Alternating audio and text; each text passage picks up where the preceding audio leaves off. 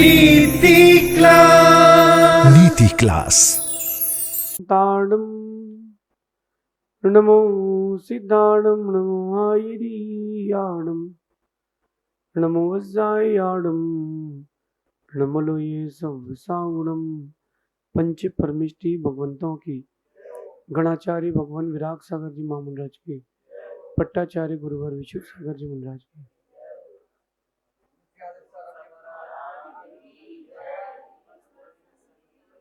या हम सभी अपने जीवन में सुख और गुणों की अभिवृद्धि के लिए नीति के विषयों का श्रवण कर रहे हैं। नीतिकार हमें गुणों से जोड़ते हैं, अवगुणों से हटाते हैं और ये सिखाते हैं कि हमारा जीवन हमें हमारे लिए मिला है। हमें अपने शारीरिक, मानसिक, वाचनिक बल को बढ़ाना चाहिए। सरल भाषा में कहता हूं, अपने शब्दों के बल को, अपनी मेंटलिटी के पावर को, और तीसरी बात अपने शरीर के बल को, इन तीनों के बल को बढ़ाना चाहिए। हम इनके बलों को बढ़ाते नहीं है, हम कमजोर रह जाते हैं।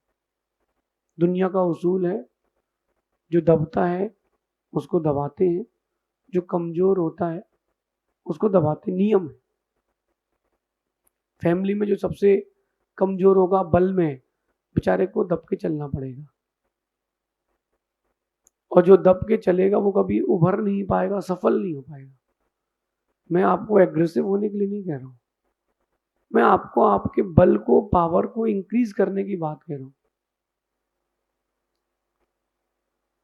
जिसके पास शक्ति होती है व्यक्ति उससे दब के रहता है। पैसे की हो तो, शरीर की हो तो, पुण्य की हो तो, जिस भी प्रकार की शक्ति होगी व्यक्ति दब के रहेगा। कॉमन सा एक फेस बताता हूं मैं आपको। आप गाड़ी से जा रहे हैं, सामने से गाय निकल जाए, हॉर्न भी मार लेते हो और उस गाय को धक्का भी दे देते हो, क्योंकि पता है कि गाय मारेगी नहीं। वहीं अगर एक भौंकने वाला जानवर निकल जाए तो आप हॉर्न बजाओगे, धक्का नहीं मारोगे। क्यों? काट लिया तो।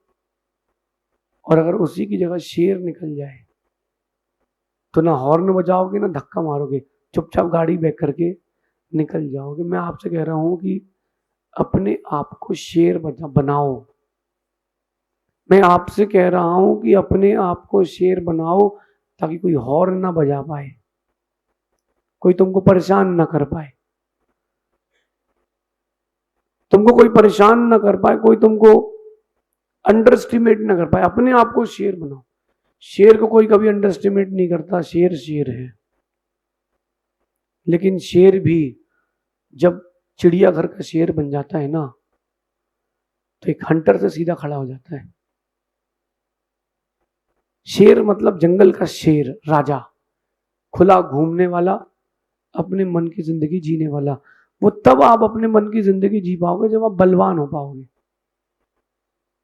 जो बलवान होता है वो स्वाश्रित होता है, उसको किसी पर कोई भी आश्रय नहीं होता, वो किसी को झुक के नहीं चलता।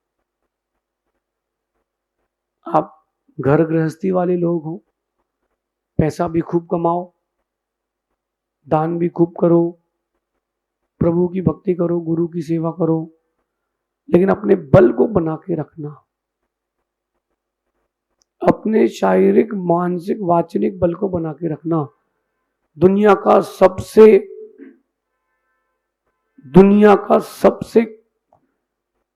अगर शक्तिशाली कोई बल है तो उस बल का नाम है पुण्य बल। अब बात तो ये समझ में आ गई कि हमको बलवान होना चाहिए। कितने प्रकार के बल होते हैं, हम कैसे बलवान बन सकते हैं, इसको भी समझते हैं। आज की नीति कह रही है कि बल बढ़ाने के लिए क्या करें, तो योग्य और समर्पित लोगों को साथ में रखें।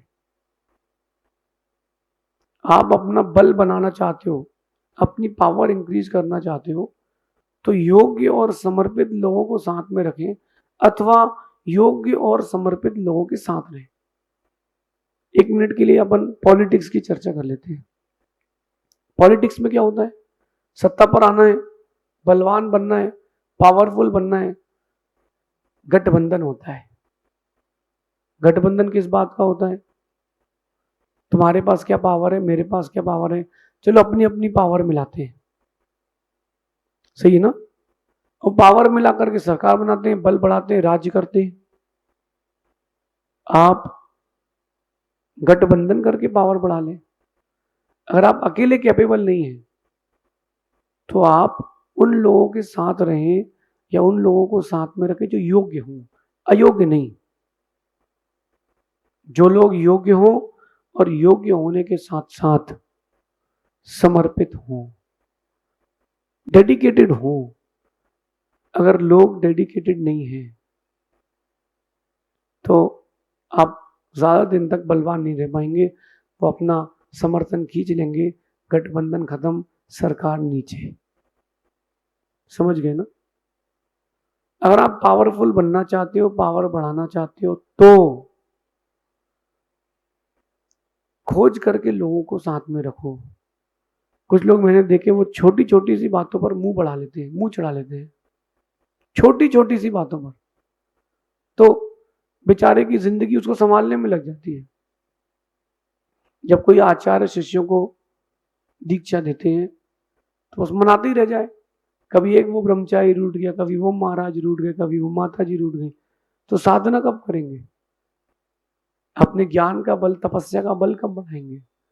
इन्हीं में उलझे रहेंगे तो बल कैसे बढ़ाएंगे? इसलिए योग्य और समर्पित लोगों को साथ में रखें। आप देखो कि आपका बल बढ़ेगा। जैसे लोगों के साथ आप रहोगे आपकी सोच वैसी होती जाएगी, और जैसा आपके सामने टास्क आता है सोच आपकी वैसी हो जाती है। एक घर में 4 भाई थे, कार नहीं थी, तो एक ने सोचा कि चलो अपन कार ले लेते हैं। बोले हर महीने के 7-7 दिन सबके, महीने के 7-7 दिन अपने डिसाइड कर लो, तुमको फर्स्ट वीक चाहिए कि सेकंड की, थर्ड की, फोर्थ, एक हफ्ता कार तुम्हारी रहेगी, पैसा इक्वल सभी लोग लगाएंगे। चलो डन हो गया, बात हो गई। अब बात आती है कार की, कौन सी लेना है, कितने की लेना है? तो एक भाई ने कहा कि अपन तो नई कार लेंगे और 7 सीटर ही लेंगे। कभी तुम्हारे बच्चों की मेरे साथ जाने की इच्छा हो गई तो मना थोड़ा ना करूंगा कि चल बेटा तू भी घूम ले, तो इट्स ओके। दूसरे ने कहा कि नहीं 7 सीटर तो लेंगे लेकिन सेकेंड हैंड लेंगे। अब उस पूरे फैमिली में बात फाइनल हो गई कि 7 सीटर कार लेना है। बात इस बात की थी कि फर्स्ट हैंड लेना है कि सेकेंड हैंड लेना है, बस 2 बातें थी। अब देखना, जैसे ही मन में आया कि सेकेंड हैंड लेना है तो चारों भाइयों ने कहा कि एक काम करते हैं, अपन को अच्छी गाड़ी चाहिए है, 4-4 लाख रुपए अपन सब जोड़ लेंगे, अच्छी सेकेंड हैंड गाड़ी मिल जाएगी। टास्क क्या था? Second hand car. कंट्रीब्यूशन क्या था? 4 लाख, 4 लाख। अगर नई गाड़ी लेना होती 30 लाख रुपए की, कंट्रीब्यूशन कितने का करते? 7.5 लाख का। आपके पास जैसी टास्क होती है, जैसा आपका नजरिया होता है, जैसे आप चीजों को चाहते हो, आपका टास्क जैसा होता है वैसा आपका नजरिया, वैसा आपका समर्पण बदल जाता है।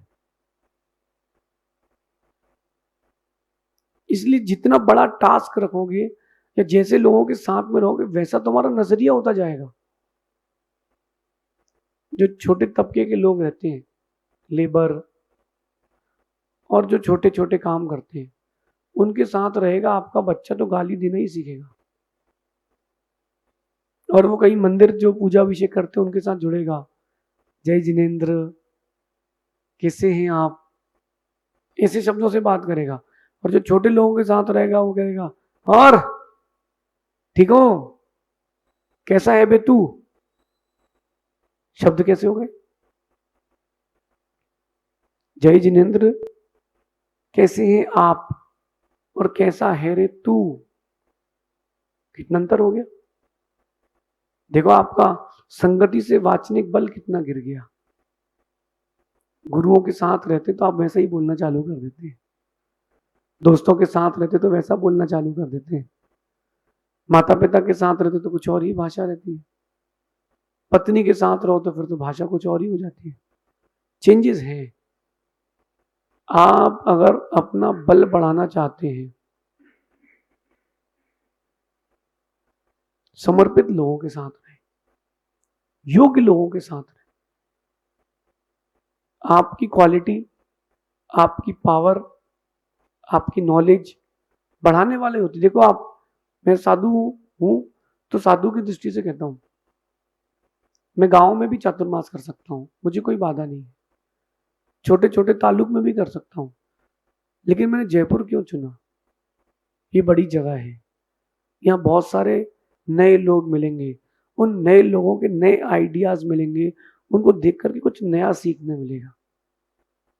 इसलिए ग्रंथों में लिखा है कि गांव में एक दिन, ज्यादा से ज्यादा 3 दिन बहुत है। इतने में आपको सब नॉलेज और सारी जगह प्रभाव हो जाएगी। शहर में जाओगे तो 1 महीना भी लगेगा। अपना बल बढ़ाएं। मैं कहता हूं कि शारीरिक बल से ज्यादा जरूरी है मानसिक बल। अगर आपका दिमाग सशक्त है, शरीर कितने ही फेल हो जाए, आप हार नहीं मानोगे। कोरोना में जो गए हैं, मृत्यु को प्राप्त हुए लोग, वो शारीरिक बल की कमजोरी से नहीं गए, मानसिक बल की कमजोरी से गए। मेरे पास एक बच्चे ने बोला कि महाराज जी आशीर्वाद दे, मेरी माँ बच जाए। मैंने कहा क्यों? बोले अब बचेगी नहीं। मैंने कहा क्या हो गया? बोले उनको पिछले 25 साल से अस्थमा है। तो अब आप समझ लो कि लंग्स कितने वीक हो गए होंगे। और मैंने उनकी जांच करी, उनकी सीटी वैल्यू 25 में से 22 आई है। और एक बात और मेन, उनको भी मैंने बताया नहीं कि उनको कोरोना हो गया है। मैंने कहा बताना नहीं।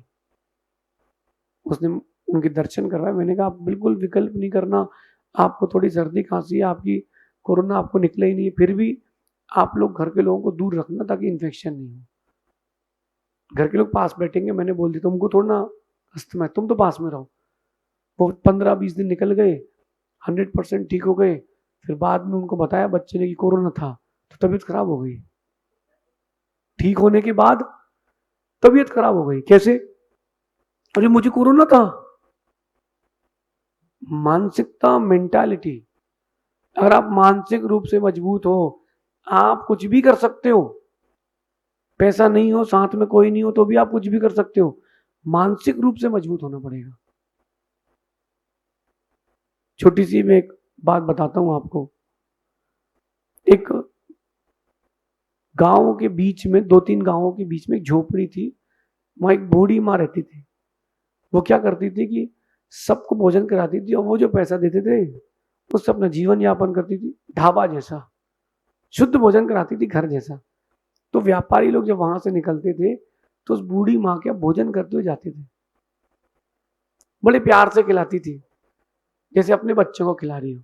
अरे बेटा एक और खा, तो थक गया होगा। वो खुश होकर के उसको बहुत पैसा भी देते थे, और जीवन उसका भी चलता था, इनका भी काम होता था। एक दिन उसने सबसे कहा कि अब तुम लोग लंबे रास्ते पर जा रहे हो, गर्मी है, मठा पी के जाओ। तो उसने अपनी तरफ से अपने हाथ से उन सबको मठा तर्क तक्र पिलाया। सबने वो छाछ पी ली, चले गए। उस माँ ने देखा, जब वो छाछ का गिलास, पात्र खाली हुआ, उसमें छिपकली मरी थी। और छिपकली के जहर से वो पूरा जहरीला हो गया था। तो वो घबरा गई कि अब तो मर गए होंगे सब। बहुत दुख हुआ उसको। और वो लोग 2-3 साल तक वो व्यापारी लौटे भी नहीं। 3 साल बाद वो व्यापारी लौटे। उनको देख के खुशी हुई। बोले तुम लोग जिंदा हो? बोले क्यों नहीं रहे, तुम्हारे यहाँ नहीं आए तो क्या जिंदा नहीं रहेंगे क्या? तो वो धीरे से कहती है कि नहीं, वो जो छाछ पिलाई थी ना, उसमें छिपकली मरी थी, लेकिन वो सांप जैसी दिख रही थी। तुम लोग बच गए। तो सब उल्टी करते हैं 3 साल बाद कि हमने क्या खा लिया था। कितने साल बाद? और वो बीमार पड़ गए। 3 साल बाद पहले जो भोजन किया था उसमें आज कैसे बीमार पड़ेंगे? मेंटालिटी है। उल्टी कर रहे हैं, हाथ डाल डाल कर, यार ऐसा नहीं और वैसा नहीं हो जाए। क्या सिस्टम है? आप मानसिकता से मजबूत बने। पैसा जीवन में ज्यादा बड़ी चीज नहीं है। अगर आप मेंटलिटी आपकी अच्छी, आप मानसिकता से मजबूत हैं, शारीरिक बल ना भी काम करे तो भी चलेगा। ऐसे भी वैज्ञानिक इस भारत की भूमि में हुए हैं, शरीर काम नहीं कर रहा, केवल दिमाग काम कर रहा है, बोल भी नहीं पा रहा, मशीन लगा के वो क्या सोच रहा है उससे नई नई खोज कर रहे हैं दूसरे वैज्ञानिक।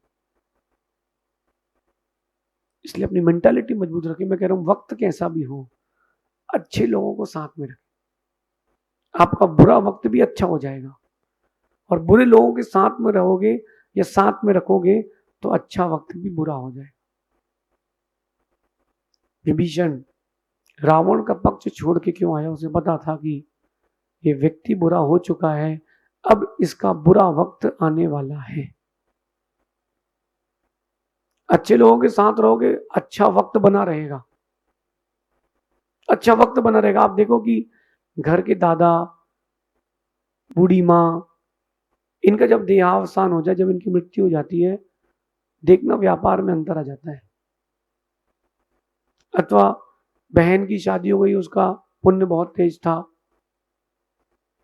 तो आप देखो अंतर आ जाता है। जैसे लोगों के साथ रहते हो वैसा आपका लाइफ स्टाइल हो जाता है।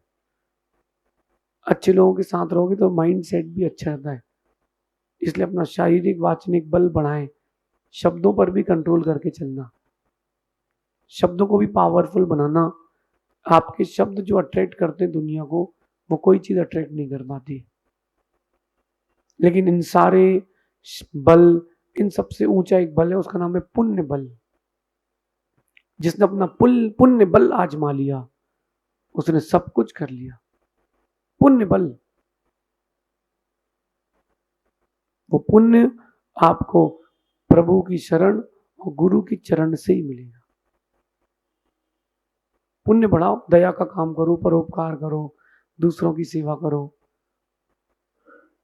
इन सब चीजों से आपका पुण्य बढ़ेगा, और पुण्य बल बढ़ गया तो सब चलेगा।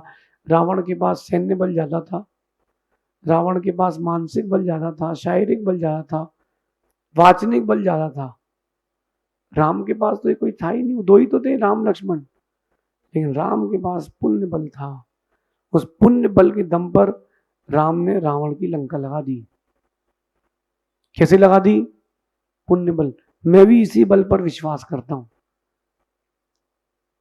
चाहे आप साधु हो या एक सामान्य श्रावक हो, साधक हो या कुछ भी हो, राजनीति हर जगह चलती है। लेकिन वो राजनीति आपके ऊपर तभी हावी नहीं होती जब आपके पास पुण्य होता है। मैं इसलिए हर व्यक्ति को अंदर तक आने नहीं देता हूं। कमरे की बात नहीं कर रहा हूं, दिल की बात कर रहा हूं। मुझसे बहुत सारे लोग जुड़े हैं, लेकिन मैं अंदर आने उन्हीं को देता हूं जिनमें योग्यताएं होती हैं, जो समर्पित होते हैं। जरूरी नहीं है कि समर्पित व्यक्ति यहीं बैठा रहे, हो सकता है सालों साल में एक बार भी आए, लेकिन वो जो समर्पण रहता है वो दिल से रहता है। इसलिए समर्पित लोगों के साथ रहें, समर्पित लोगों को साथ में रहें, सही लोगों के साथ रहें, तो बुरा वक्त भी अच्छा हो जाएगा। गलत लोगों के साथ रहे, अच्छा वक्त भी बुरा हो जाएगा। जो होगा अच्छा होगा। सिर्फ अपना पुण्य बढ़ाओ, अपना लक बढ़ाओ। अगर आप लकीएस्ट हो जाओगे तो हर कोई आपको एक्सेप्ट करेगा। ऐसा चिंतन करना। शेष आगे देखेंगे। भगवान महावीर स्वामी की नीति क्लास।